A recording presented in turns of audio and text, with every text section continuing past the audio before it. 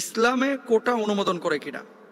দেখেন, যদি সরাসরি বলেন যে কোটা এই শব্দটা ইসলামে আছে কিনা কোরআন হাদিসের মধ্যে, তো কোটা তো আসলে ইসলাম শরিয়ায় এইভাবে ডিরেক্ট নাই। তবে সিস্টেমটার কথা, কর্মক্ষেত্রে প্রায়োরিটি কে পাবে, কাকে নিয়োগ দেওয়া হবে, কাকে চাকরি দেওয়া হবে, কাকে নির্বাচন করা হবে, এগুলো তো শরীয়তে আছে। একটা মূলনীতি আপনাদেরকে মনে রাখতে হবে। ধরেন, সাহাবী রিদওয়ানুল্লাহি আনহুম আজমাইন যখন একটা অঞ্চল জয় করেছে, জয় করার পরে এখানে যে গনিমতের মালগুলো অর্জিত হয়েছে, সেই গনিমতের মালগুলো সাহাবীদের মধ্যে বন্টন করা হয়েছে। বাংলাদেশে স্বাধীনতা সার্বভৌমত্ব রক্ষার জন্য যারা যুদ্ধ করেছেন, এই মানুষগুলোকে সরকার পুরস্কার স্বরূপ মুক্তিযোদ্ধা ভাতা দেয়, তাদের ছেলে মেয়েদেরকে ফ্যাসিলিটি দেয়। সরাসরি এটাকে হারাম বলার কোনো সুযোগ নাই, কারণ সার্বভৌমত্ব রক্ষার জন্য যারা নিজেদের জীবনকে বিতরণ করেছে, বিলিয়ে দিয়েছে, এই মানুষগুলোকে পুরস্কার স্বরূপ অন্য মানুষকে উৎসাহিত করার জন্য এটা রাষ্ট্রনায়ক করতে পারে। এখানে শরীয়তে কোনো ঝামেলা নাই। মূল যে সমস্যাটা, ধরেন যিনি যুদ্ধ করেছেন তিনি উপকার পেলেন, তার পরিবার উপকার পেল, কিন্তু তার পরবর্তী 5 জেনারেশন, 6 জেনারেশন, 3 জেনারেশন, পরবর্তী জেনারেশন, তাদেরকে যদি উপকার দেওয়া হয়, তাহলে রাষ্ট্রীয় নাগরিক অন্যান্যরা ক্ষতিগ্রস্ত হবে কিনা, এটা হচ্ছে মূল বিষয়। এই জন্য কেউ আন্দোলন করতেছে পক্ষে, কেউ আন্দোলন করতেছে বিপক্ষে, তাই না? যে নাতিপুতি এরা এই অধিকার পাবে কিনা। তো এটা বিচারাধীন একটি বিষয়, সেটা রাষ্ট্র সিদ্ধান্ত নেবে। আমরা যে বিষয়টি বলতে চাচ্ছি, হকুল ইবাদ বলে ইসলামী শরিয়ায় একটি বিষয় রয়েছে, যে কিছু জিনিস আছে মানুষের হকের সাথে সম্পৃক্ত।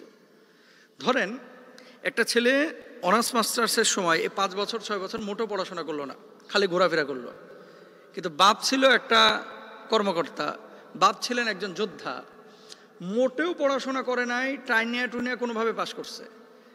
এখন সে পরীক্ষা দিল, টেনে টেনে সেখানেও পরীক্ষা পাশ করলো। আর আরেকজন যিনি মেধাবী, উনি ফার্স্ট বয়, উনি সেকেন্ড বয়, উনি দেখা যাচ্ছে 100-র মধ্যে 96 পাইছে, আর ওই যে টেনে টুনে যে পাশ করছে ও পাইছে 33। তাহলে কি, কোটার আলোকে এই ছেলেটা যে 33 পেয়েছে, ওই 96 পাওয়া ছেলেকে টপকে গিয়ে সে চাকরি নিচ্ছে। তাহলে কি হচ্ছে, মেধাটা নষ্ট হচ্ছে, মেধার মূল্যায়নটা নষ্ট হচ্ছে, তাই না?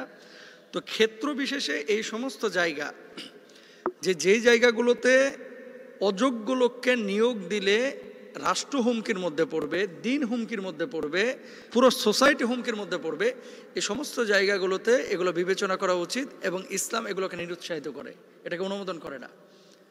ইসলাম কি বলছে, যেই মানুষের যে যোগ্যতা তাকে সে অনুপাতে মূল্যায়ন করতে বলা হয়েছে।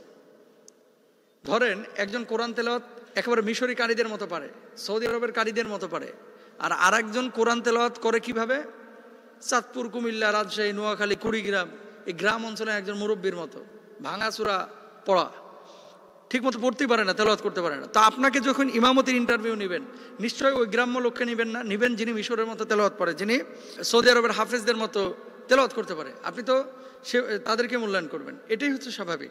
তো এই জায়গাটা থেকে আসলে আমাদের খুব ফিল করা এবং খুব চিন্তা করা উচিত যে আমরা কাদেরকে নির্বাচন করছি। এবার আসেন, যদি সরাসরি এটাকে হারাম বলেন, কোটার বিপক্ষে আপনি কথা বলেন, তাহলে রাষ্ট্রের জন্য যারা জীবন দেবে, রাষ্ট্রের সার্বভৌমত্ব রক্ষার জন্য যারা লড়াই করবে, এই মানুষগুলো কিন্তু নিরুৎসাহিত হয়ে যাবে।